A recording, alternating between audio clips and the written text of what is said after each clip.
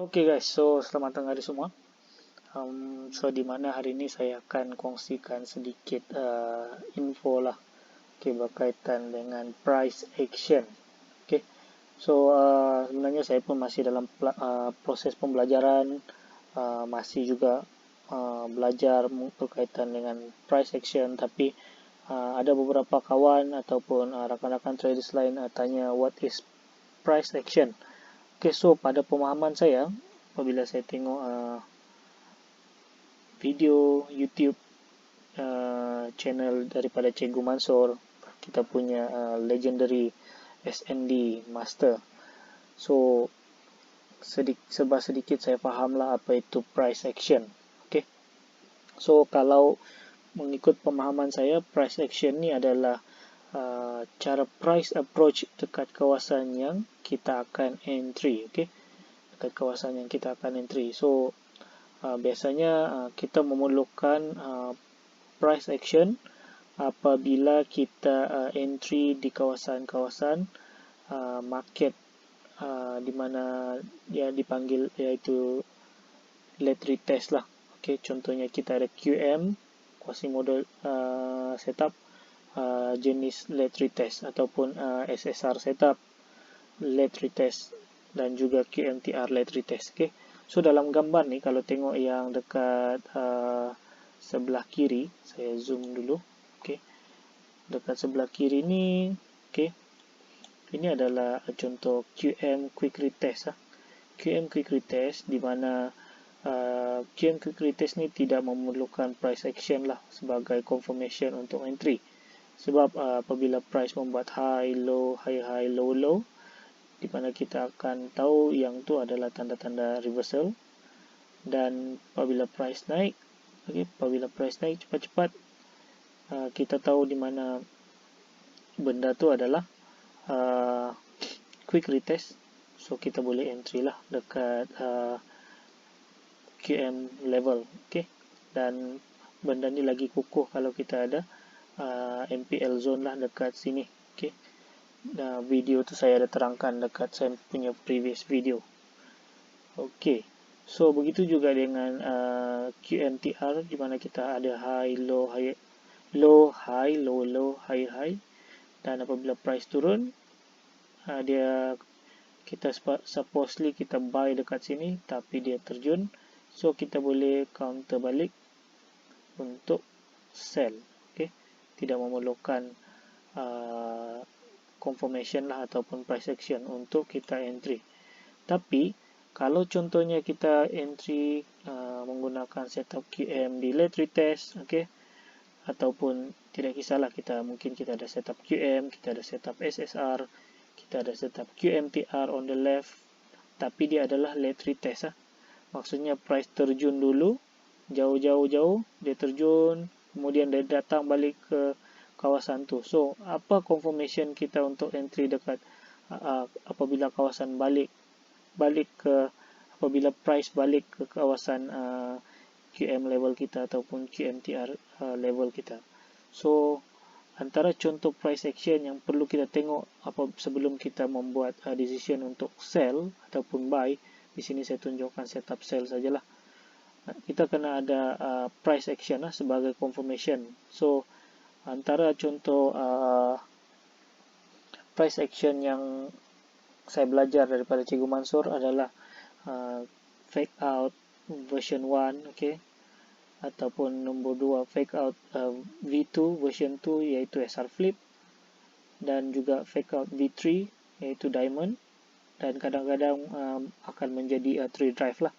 Begitu juga nombor 4 kita punya price action iaitu compression CP, dan juga compression plus liquidity, dan nombor 6 iaitu 3 drive. Dan kadang-kadang ataupun biasanya gabungan lebih daripada satu price action lah. Contohnya fake out bergabung, ataupun price action tu sekali datang dengan compression, yang tu lagi sedap lah untuk kita entry.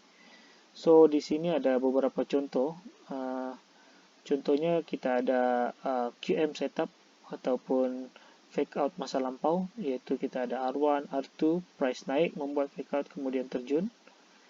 dan price tidak datang terus ke QM level, dia membuat R1 dekat sini, dan mungkin dia akan meneruskan penerjunan, kemudian kadang-kadang dia akan membuat R2 dekat tengah, dan kemudian dia membuat R3, dan biasanya price akan turun sedikit, kemudian akan naik, dan barulah dia terjun. So dia akan naik di area level kita punya fake out masa lampau, ataupun QM, ataupun SSR, ataupun QMTR lah. Contohnya dekat sini kita ada setup tu semua. So ini adalah price action yang kita kena tengok. Okay. Begitu juga dengan nombor 2, yaitu kita ada R1, R2, price naik, dan sebelum price terjun, price membuat R1, R2 yang sama baris dengan S1, S2, ataupun kadang-kadang ada S1 sajalah dekat sini. Okay.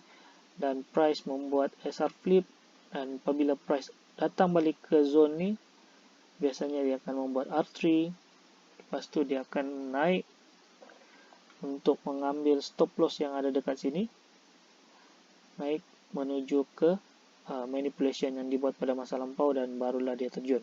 Okay.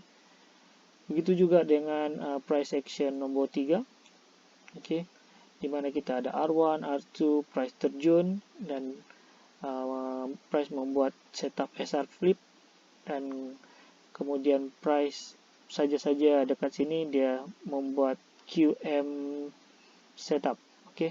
So semua trader-trader QM akan start marking dekat QM level, dan apabila price, sebab dia sudah membuat low dekat sini ni, so trader-trader QM akan sell dekat sini, sell beramai-ramai, dan apa price buat sideways dekat sini, sikit turun sikit, kemudian dia spike laju-laju. Semua SL yang dekat sini telah pun diambil lah, stop loss telah pun diambil, dan price terbang menuju ke arah fake out masa lampau, ataupun QM masa lampau, ataupun SSR, ataupun QMTR, barulah dia terjun jauh-jauh. Okay. So di sini saya ada buat remark, di mana di sini adalah kalau kita tengok ada setup QM, kita kena tengok dulu kepala dia. Okay. Ataupun inilah dekat high ni, kita kena tengok kedudukan high.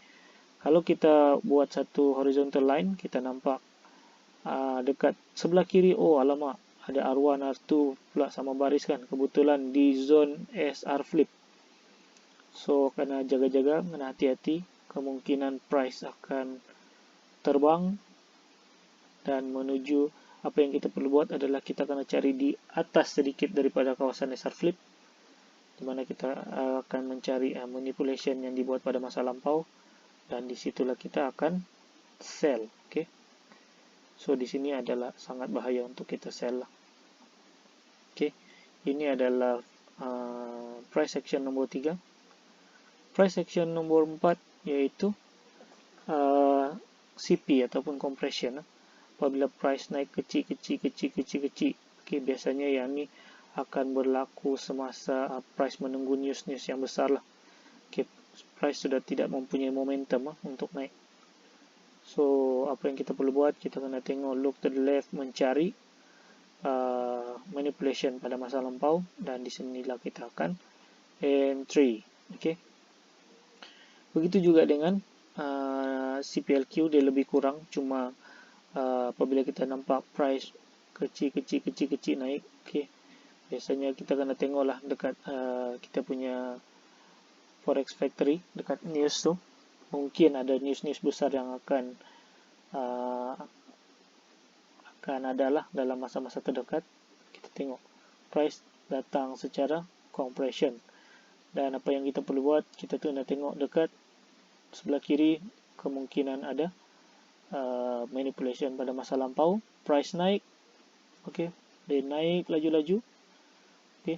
Kadang-kadang kalau kita terus masuk dekat sini, kita tahu dia CP, kita masuk, tapi kita masuk tanpa sebab, dan kebetulan kalau price tu pula di dalam kawasan SR flip, ada R1, R2 sini, lepas tu ada R3 dekat sini, price akan pump naik laju-laju ambil SL ataupun sampai MC, orang-orang retail trader akan MC, price menuju ke R1 R2 kemudian terjun. Okey. Begitu juga dengan price action yang terakhir nombor 6, kita ada R1 R2 contohnya, okey, ataupun QNTR ataupun SSR dan setup-setup lain lah dekat sebelah kiri. Dan kita tengok, oh sini kita sudah marking R1 R2, kita sudah mark dekat sini. Dan kita kena tunggu price action. Yang ni kita kena bersabarlah.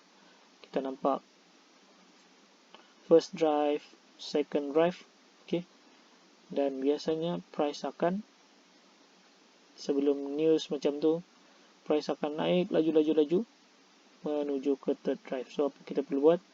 Kita just buat satu trend line, gabungkan first drive dengan second drive, dan kita akan entry di third drive. Tapi sebelum kita entry, kita kena tengok dekat sebelah kiri apakah reason untuk kita entry. Yang ni berlaku dekat gold pada 3 minggu lepas lah, sebelum news NFP ya.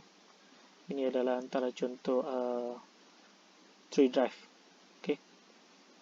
Dan kadang-kadang price macam ni lah, price kadang dia akan datang compression, lepas tu di sini ada fake out, di sini ada S1, S2, and then di sini ada R1, R2, price membuat R1, R2, lepas tu bergabung pula dengan compression di area sini, dan yang tu adalah mengukuhkan lagi entry kita lah. Okay.